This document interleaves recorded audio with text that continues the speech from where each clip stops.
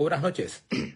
Un placer darle la bienvenida a Conversando con Humberto, donde nos reunimos a tocar temas de diferentes categorías. Mañana es 22 de octubre del 2025 y quisimos hacer un programa para recordar el gran chasco, todo lo que esto representa para la Iglesia Adventista del Séptimo Día. Así que esta noche vamos a repasar algunos hitos de esa fecha tan importante para los adventistas del séptimo día. Así que si ustedes me permiten, antes de comenzar, yo voy a tener una breve palabra de oración. Oramos. Señor y Dios, muchas gracias por la bendición de poder hacer este programa con los amigos que se conecten y con los amigos que lo van a ver después. Dirígenos y bendícenos con la presencia del Espíritu Santo. En el nombre de Jesucristo. Amén. Bien, antes de comenzar, quiero hacer unos agradecimientos y también pedir oración por algunos amigos que lo necesitan. Estoy muy agradecido de Juan Lasís, que me invitó junto con Manuel Abreu a pasar un fin de semana en New Bedford.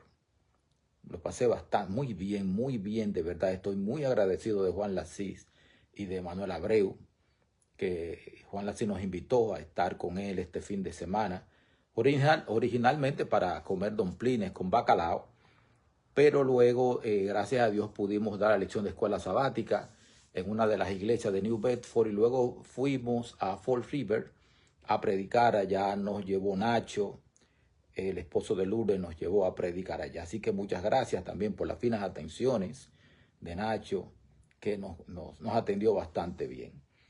En segundo lugar, estoy pidiendo oración por dos personas. Estoy pidiendo oración por Shira Desiree, que está recibiendo quimioterapia. Y también estoy pidiendo oración por mi hermano muy querido, Luis González, quien está teniendo problemas de salud. Yo espero que ustedes durante toda esta semana pues puedan. Juan Lasí, estoy en este preciso momento agradeciéndote por tus finas atenciones. En primer lugar, por haberme invitado junto con Manuel Abreu para estar en tu casa este fin de semana, por los domplines con el bacalao y también por el buen rato, la velada que pasamos en tu casa el sábado en la noche. Muy agradecido de ti, de Manuel Abreu, muy agradecido de Nacho, de su esposa, de tu esposa y de la otra pareja que nos acompañó el sábado en la noche. Yo estoy muy agradecido. Y les decía a los amigos que nos acompañan que estoy pidiendo oración por Shira Abreu, que está recibiendo quimioterapia para un cáncer que la afecta. Y también estoy orando por mi hermano Luis González, que está teniendo problemas de salud. Bien, habiendo orado, muchas gracias por estar por aquí. Muchas gracias por estar por aquí, Rosalía. Muy bienvenida. Un placer tenerte por aquí. Estoy totalmente de acuerdo contigo con respecto al asunto no de la energía eléctrica, que también hay que quejarse, no solamente también de que la gente tenga que ir a trabajar mañana, con lo terrible que esté el clima en Dominicana, sino también por los resultados que tenemos con Protecon y esa gente que no ayudan a los dominicanos. ¿Sabes? Pero ese no es el tema. Vamos a concentrarnos en la parte espiritual, a la cual los he invitado a estar conmigo en esta noche. Para los adventistas del séptimo día y para todos los estudiosos de las Escrituras, Manuel Abreu, muy bienvenido. Te estaba mencionando precisamente en este momento junto a Juan Lasís. Para los adventistas del séptimo día, la fecha del 22 de octubre de 1844, es una fecha importante, muy importante, porque es el fundamento de doctrinas y de profecías cumplidas. Realmente fue un gran chasco, fue una decepción para mucha gente. Sin embargo, no dejó de ser, yo también te quiero mucho, Manuel Abreu, no dejó de ser, yo sé lo que me está diciendo Manuel Abreu, no dejó de ser un momento sumamente importante. Desde que Cristo ascendió al cielo en en el año 31 de la era cristiana, la gente está esperando el regreso de Cristo. Si bien en Mateo 24:36 Jesucristo escribió que el día y la hora nadie sabe, a pesar de eso, la necesidad del ser humano de liberarse del sufrimiento, de la angustia, del sufrimiento que se vive en esta tierra, aunque con momentos relumbrones de alegría y de felicidad y de gozo, pues hace que uno quiera que Cristo venga. Y Guillermo Miller no era la excepción. Guillermo Miller era un militar deísta norteamericano. En el año de 1812 hubieron dos grandes guerras que nosotros recordamos bien. En 1812 nosotros tenemos la invasión de Napoleón a Rusia, fue derrotado por el general Invierno, y los británicos decidieron que querían recuperar otra vez las 13 colonias que se habían convertido en lo que hoy es los Estados Unidos de América en ese entonces. Así que en 1812 los británicos invadieron a los Estados Unidos y Guillermo Miller peleó del lado de los norteamericanos, lo que él era. Y después de la guerra, ya para 1816, Guillermo Miller comenzó un estudio sistemático y profundo de las escrituras.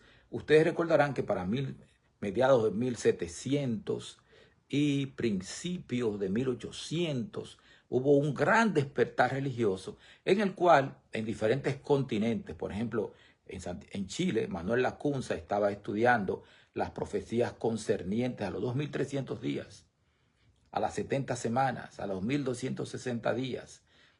Y también en Europa hubo gente que estuvo estudiando, y en Estados Unidos también. Y uno de los que estudiaron en Estados Unidos fue precisamente Guillermo Miller.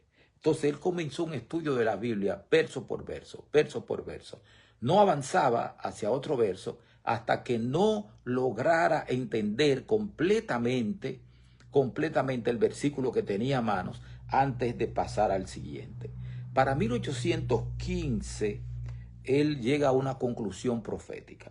Es que la profecía de Daniel 8:14, recuerdan Daniel 8:14, hasta 2300 tardes y mañanas, y luego el santuario será purificado.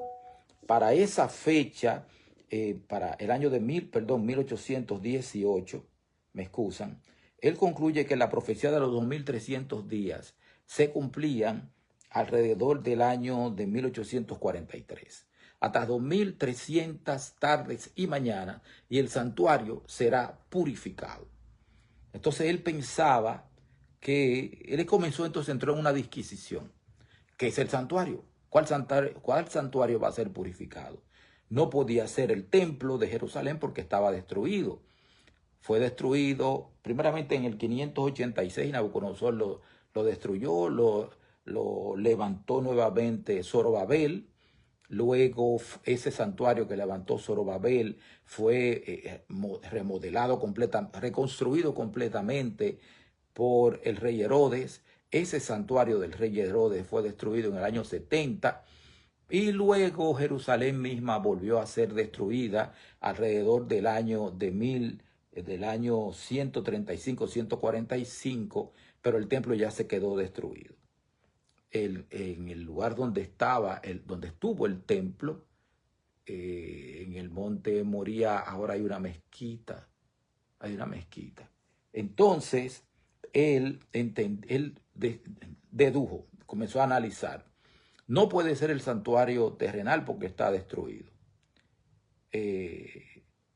Quizás el santuario pueda ser la tierra, pero él no se sentó a pensar ni a analizar que realmente había un santuario en el cielo. Y en el libro de Hebreos está muy claro.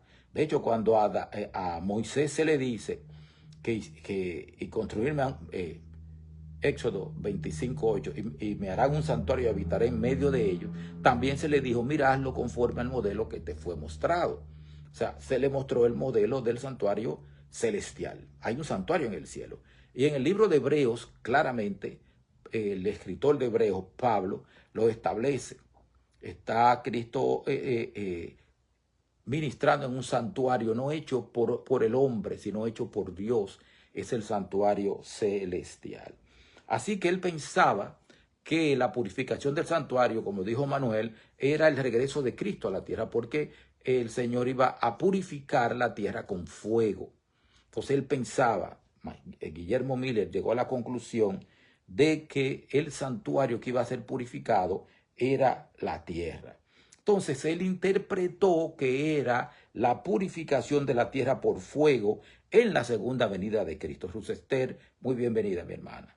Él pensó que era la purificación del santuario de la tierra en la segunda venida en lugar de un ministerio de Cristo en el santuario celestial. Entonces ahí él se equivocó. Hay que decirlo, se equivocó. De 1823, después que él llegó a esa conclusión, entre 1823 y 1831, Guillermo Miller se negó a predicar esto que él creía. Continúa estudiando, continuó fortaleciendo su convicción, pero teme y resiste el llamado a predicar por 9 años. Él se niega, dice que él no va a predicar eso, hasta que para 1831 comienza a predicar públicamente su mensaje de la inminente venida de Cristo. Y aquí vuelvo otra vez a señalar algo. Jesucristo había dicho que el día y la hora nadie sabe, sino solo mi Padre que está en los cielos. Incluso, creo que es el Evangelio de Lucas que dice, ni aún los ángeles que están en el cielo. Y esto llama mucho, a mí me llama la atención, porque hay cosas que Dios dice, que están claramente establecidas en la Biblia, y nosotros muchas veces decidimos pasarle por encima para sostener nuestra convicción. Y nosotros tenemos que ceder ante lo que la Biblia, el espíritu de profecía, dice. Para el año de 1833, Guillermo Miller obtuvo una licencia bautista para predicar en las iglesias bautistas. Y ya para 1800 se creó un tremendo movimiento, hubo un despertar religioso inmenso en los Estados Unidos, pero un despertar grande en los Estados Unidos. Porque gente de diferentes denominaciones pues se unieron al movimiento millerita, porque era una noticia inmensa. Jesucristo viene para el año de 1843, cuando se cumplan los 2300 días. Y todo el mundo se estaba sumando. Hubieron gente, por ejemplo, Jaime White y José Bates eran de una iglesia denominada la Conexión Cristiana y tuvieron problemas con la Conexión Cristiana. Elena White también era parte de la iglesia, creo que bautista, y también tuvo problemas con la dirigencia bautista porque ellos no querían que sus miembros se sumaran al movimiento millerita. Entonces, la primera fecha que Guillermo Miller puso para el regreso de Cristo fue en la primavera del año de 1843, pero Cristo no vino en la primavera del año de 1843. Así que ellos corrigieron el cálculo y el cálculo iniciaba a partir del año de 457 a.C., cuando se dio la orden para restaurar y reconstruir a Jerusalén, y lo pospusieron para octubre de 1844, específicamente en el día de Yom Kippur del año de 1844. Así que al principio Miller no estaba muy de acuerdo con esa fecha. Fue Samuel Snow, un seguidor de Miller, que propone el 22 de octubre de 1844. Al principio Miller no estaba muy de acuerdo con eso, pero al final acepta. Pero se persiste en el error sobre la naturaleza del evento, que la purificación sería el santuario a ser purificado sería la tierra y no el santuario celestial. Ese es un problema terrible, y se insiste en pasar por encima de lo que Jesucristo había dicho, que el día y la hora nadie lo sabe. No importa la cantidad de evidencia y de teorías y de hipótesis que usted proponga, que se vean muy bonitas. Recuerdo una vez en una iglesia donde yo estaba, un sábado en la tarde, un hermano llegó, estaba hablando de eso y yo me paré y le dije, no, pero pero usted lo que está es proponiendo una fecha para el regreso de Cristo. Entonces le digo, no, el día y la hora nadie sabe, pero del año no se habla, solamente del día y de la hora. Yo digo, pero bueno, ¿qué vamos a hacer? O sea, todavía persistimos en el error y hay líderes religiosos que todavía insisten que Jesucristo viene en el año de 1800, del 2031, que Jesucristo viene. El caso es que llegó el 22 de octubre de 1844. Mucha gente se fue a los montes, se fue a sitios a esperar a Jesucristo. Vendieron sus granjas, vendieron sus casas, vendieron todo lo que tenían porque Cristo venía. Y llegó el día, y llegó la noche, y llegó la mañana del 23 de octubre, y Cristo no vino. El día y la hora nadie sabe, solo mi Padre que está en los cielos. Y el gran chasco se convirtió en el gran descorazonamiento de la gente. Mucha gente, muchos mileristas desilusionados, abandonó totalmente la fe y el estudio profético y se sintieron avergonzados y se sintieron engañados. Avergonzados y engañados. Los líderes tienen que tener mucho cuidado con lo que dicen, porque pueden matar la fe de la gente con quienes están trabajando, con quienes están estudiando, como en este caso, que se murió la fe de muchísima gente y se convirtieron en objeto de la burla de todos los demás.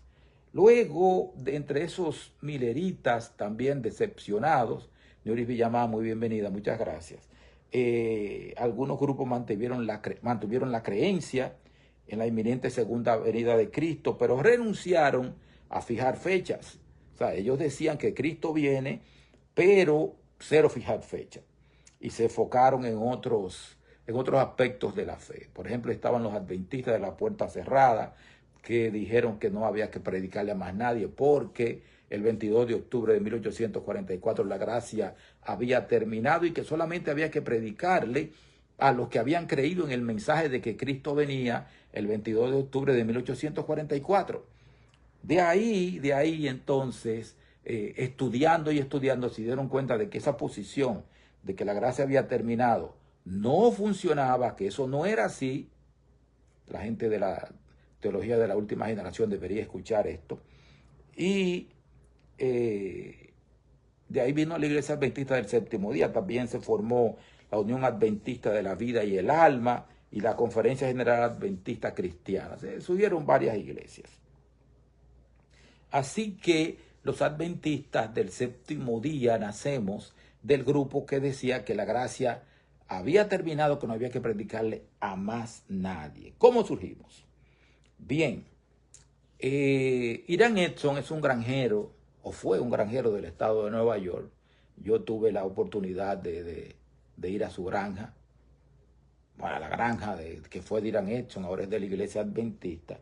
Entonces, Edson, después del 22 de octubre de 1844, creo que al día siguiente, el 23 o el 24 de octubre, estaba con Franklin Hahn y J.W. Crozier, estaban orando ahí en esa granja, en la casa de esa granja.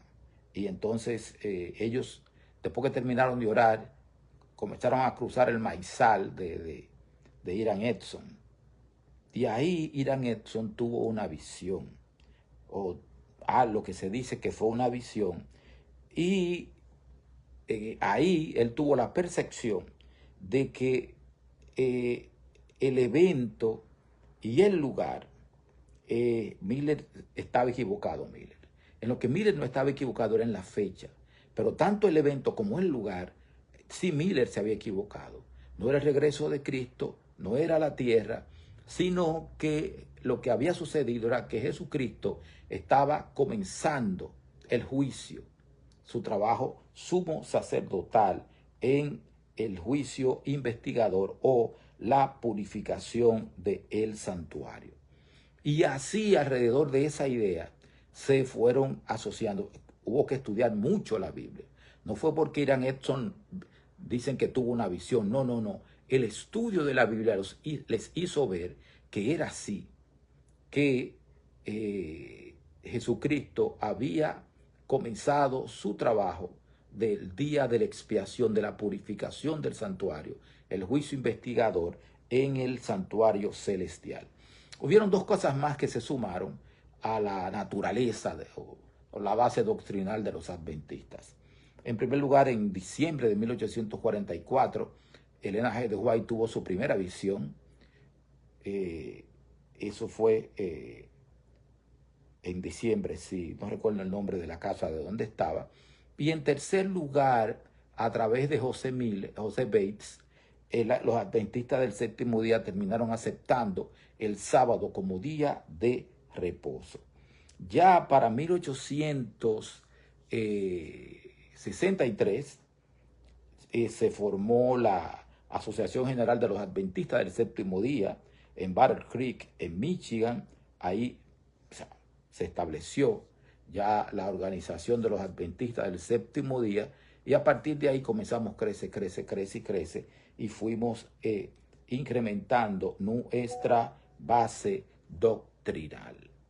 O sea que realmente sí fue un chasco, fue un gran chasco, pero ese chasco sirvió para que las personas que no estaban de todo corazón en el movimiento milerita, vamos a ver, Jesús pasó del lugar santo al lugar santísimo en el santuario celestial, exactamente, Manuel Abreu.